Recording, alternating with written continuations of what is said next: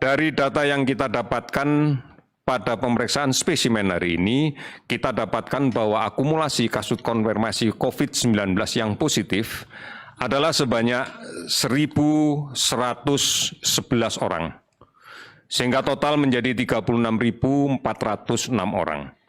Kalau kemudian kita lihat sebarannya, maka angka ini didominasi oleh penambahan kasus 1 di Provinsi Jawa Timur sebanyak 318 kasus, namun juga pada saat yang bersamaan melaporkan bahwa yang sembuh adalah 72 orang. Kemudian DKI Jakarta, 93 kasus baru dan 120 sembuh. Kemudian Sumatera Utara 88 kasus, belum ada laporan sembuh. Sulawesi Utara 65 kasus, belum ada laporan sembuh. Kalimantan Selatan 60 kasus dengan 15 sembuh. Kemudian ada 14 provinsi dengan kenaikan kasus di bawah 10. Bahkan 6 provinsi melaporkan tidak ada kenaikan sama sekali. Beberapa provinsi dengan kasus yang lebih banyak yang sembuh dibanding kasus positif, diantaranya Sulawesi Selatan. Hari ini melaporkan 58 kasus, namun dilaporkan juga 73 sembuh.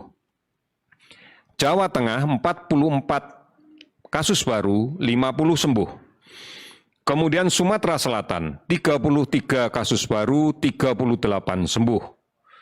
Nusa Tenggara Barat 23 kasus, dilaporkan 72 kasus sembuh. Jawa Barat 19 kasus positif baru, 41 sembuh. Sumatera Barat 10 kasus baru, 15 sembuh. Kalimantan Timur 8 kasus baru, 11 sembuh. Ini adalah bukti bahwa memang sekarang persentase kesembuhan jauh lebih tinggi dibanding dengan kematian. Kalau kita perhatikan data akumulasi sampai dengan kondisi saat ini, 35,8% sembuh, sedangkan kematian berada di kisaran 5,67%. Saudara-saudara, kasus sembuh total untuk hari ini sebanyak 577, sehingga kemudian total bisa menjadi 13.213. Meninggal 48, total menjadi 2.048. 424 kabupaten kota telah terdampak COVID-19 di 34 provinsi. Sementara orang dalam pemantauan yang dilakukan sampai dengan saat ini akumulasinya ada 37.538, sementara pasien yang dalam pengawasan adalah sebanyak 13.923 orang.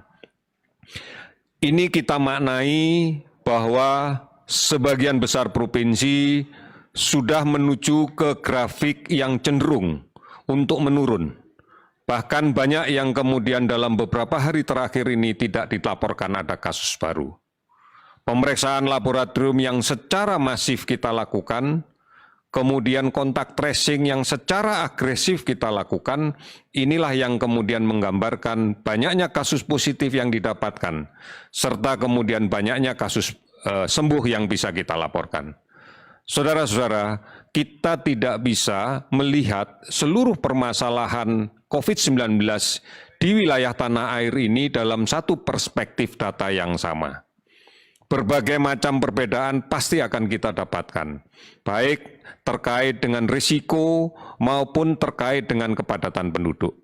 Inilah yang kemudian tidak mungkin kita membandingkan secara langsung antara kondisi negara kita yang demikian luas dengan kepulauan dan jumlah penduduk yang demikian padat serta sebarannya yang tidak merata sama dengan negara-negara yang relatif berupa satu daratan dengan penduduk yang relatif sedikit.